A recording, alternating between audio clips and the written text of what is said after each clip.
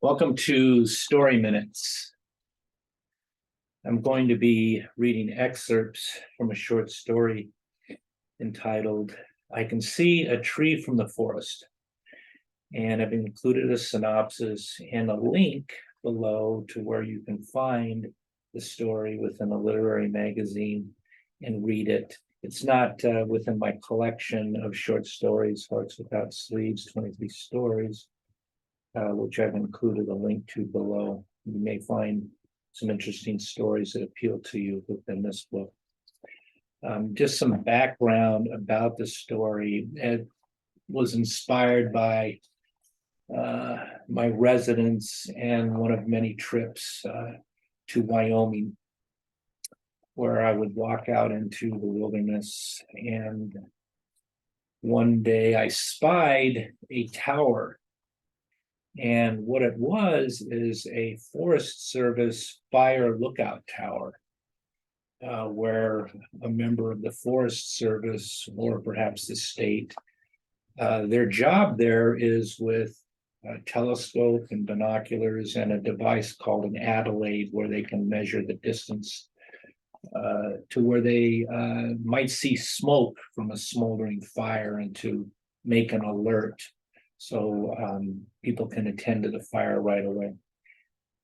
So the story is about a retired gentleman from the Forest Service who becomes a widow and chooses to retire and volunteer his service as a forest lookout person. And he's out in the middle of nowhere. There's no cell phone towers. There's no telephone lines. He's just out there by himself, and he likes it that way. But he can live within the tower. Very bare bones, as you'll discover in the story. And one day, he makes contact with a visitor. The visitor is a recently retired, very lovely former professor and chair of literature at an elite college, who's gone out and rented a vacated tower to write a book, an anthology of literature. And because of the lack of communication, they're about 13 miles apart. Neither of them has the means to travel that distance to meet each other. They have to rely on rudimentary means of communication.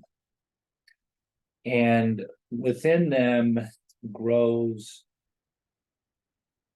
a spark, which becomes a flame, and a love affair. Yeah, a love affair. And a meeting is planned in town at some point in the future. So you're going to have to read the story to see how this relationship unfolds and how the story ends. But it's a very sweet, loving story. I was very proud to have written, and it was inspired by the beautiful wilderness of Wyoming. So with that said, I'm going to read excerpts from I Can See a Tree from the Forest, just a few teasers. I've been walking about the tower with a 360-degree view of the forest, peering through my long-range binoculars for signs of fire for hours, and a stretch is welcome. I'm pushing 75 and have been fortunate to work many seasons atop this fire lookout tower, which I call home and work. It became my practice to occasionally swing the telescope towards the tower in hopes of catching a glimpse of my new neighbor. To my surprise, my new neighbor was a beautiful woman, likely in her late 60s. I felt rude intruding upon her privacy and turned the telescope away. I surmised she was one of the lucky few who rent these vacated towers to enjoy the quiet, solitude, and privacy of the woods. I want to introduce myself to my neighbor, but how can we communicate? We're 13 miles apart, and I can't abandon my tower. I can't physically undertake the long walk at my age, and I have no vehicle. My only mode of communication is a two-way radio connected to headquarters.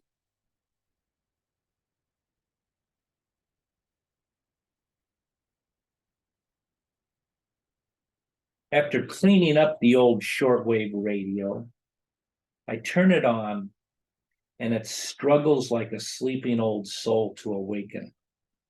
I slowly turn the dials and hear only static. I also attempt to get her attention with sunlight bouncing off a mirror. No response. For weeks, I tried to get her attention with the mirror and old shortwave. One sunny afternoon, I placed the mirror in her direction. After no response, I gave up and returned to my work. A flash of light began dancing about the walls of my tower. I ran to the catwalk with my mirror and replied, "We made contact." As I peered through the telescope, she pointed to both the telescope and modern shortwave. I pointed to my shortwave and gave the thumbs up.